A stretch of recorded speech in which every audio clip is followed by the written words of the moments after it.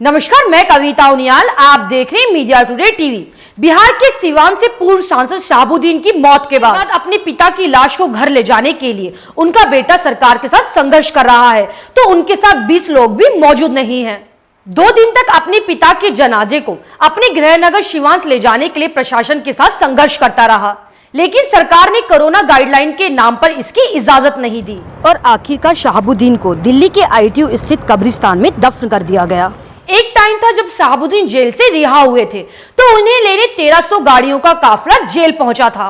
लेकिन अब मरने के बाद अपने पिता की लाश को घर ले जाने के लिए उनका बेटा सरकार के साथ संघर्ष कर रहा है, तो उनके साथ 20 लोग भी मौजूद नहीं हैं। आज का व्लॉग हम सांसद मोहम्मद शहाबुद्दीन के बारे में ही करेंगे। आज हम सीवान का शेर कहे जाने वाले शहाबुद्दीन के बारे में कुछ अहम जानकारी आप तक पहुंचाएंगे। दिल्ली के दीनदयाल उपाध्याय अस्पताल में इलाज के दौरान शहाबुद्दीन का निधन हो गया था। बताया जाता है कि शहाबुद्दीन को कोरोना नहीं था, उनकी रिपोर्ट नेगेटिव आई थी। रिपोर्ट नेगेटिव आने के बाद भी उन्हें कोरोना वार्ड में शिफ्ट किया गया, जिसके बाद उनकी मौत हो गई। शहाबुद्दीन जीते जी इतने लोकप्रिय थे, जब 2016 में वो जेल से रिहा हुए तो उन्हें लेने 1300 गाड़ियों का काफिला जेल पहुंचा था। अब अगर हर गाड़ी में 5 लोग जोड़े जाए तो उन्हें 6500 लोग जेल से रिसीव करने पहुंचे थे। लेकिन आज जब दिल्ली के दीनदयाल उपाध्याय हॉस्पिटल में अपने पिता की बॉडी लेने के लिए उनका बेटा सरकार और प्रशासन से संघर्ष कर रहा है, तो उनके साथ 20 लोग भी जमीन पर मौजूद नहीं हैं। यहाँ तक कि जिस पार्टी के लिए शहाबुद्दीन के परिवार ने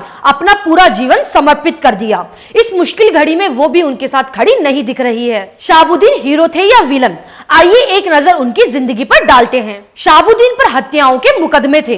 बिहार का वो दौर जिसने देखा और सुना होगा वो समझ सकता है। बिहार में जंगल राज था। भामेश्वर मुखिया, भुटकन शुक्ला, राजन तिवारी, आनंद मोहन, अनंत सिंह और सूरज भान सिंह जैसे लोग गांव में घुसकर मौत का खेल खेलते थे और बूढ़ों, बच्चों और गर्भवती महिलाओं को भी बेरहमी से मार डालते थे।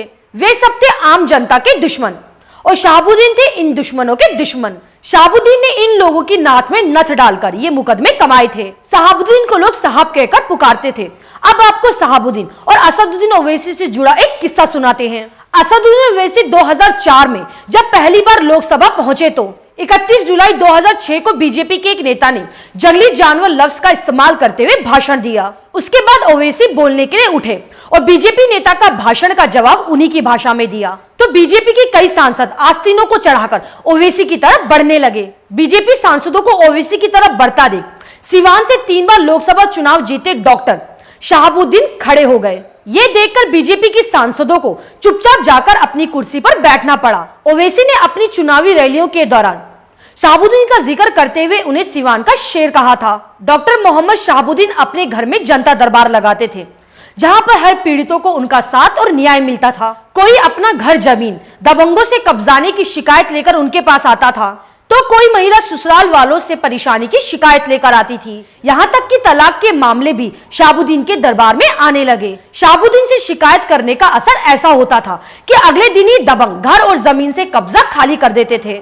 कई बार तो ऐसा भी हुआ जब कोई पीड़ित अपनी समस्या लेकर पुलिस स्टेशन गया, तो पुलिस ने कहा कि अपनी समस्या लेकर शहाबुद्दीन के दरबार में जाओ, हल जल्द निकलेगा। शहाबुद्दीन मीडिया को इंटरव्यू देते हुए कहते हैं कि मैं अल्लाह का शुक्र करता हूँ, एक रिकॉर्ड मेरे नाम रहा है कि मैं कभी चुनाव नहीं हारा हूँ। मैं ये कहकर जाऊंगा कि जब भी हारूंगा सांसें हारूंगा, और आज यही हुआ। डॉक्टर मोहम्मद शहाबुद्दीन अपनी सांसें हार गए। शहाबुद्दीन 2 बार विधायक और 4 बार लोकसभा चुनाव जीते। विधायक बनने के लिए 25 वर्ष होना आवश्यक है, लेकिन शहाबुद्दीन एकमात्र ऐसा नेता थे जो 23 साल की उम्र में विधायक चुने गए। 2009 में चुनाव आयोग ने जब शहाबुद्दीन के चुनाव लड़ने पर पाबंदी लगा दी, तब उनकी पत्नी हिना मैदान में उतरी और चुनाव हार गई।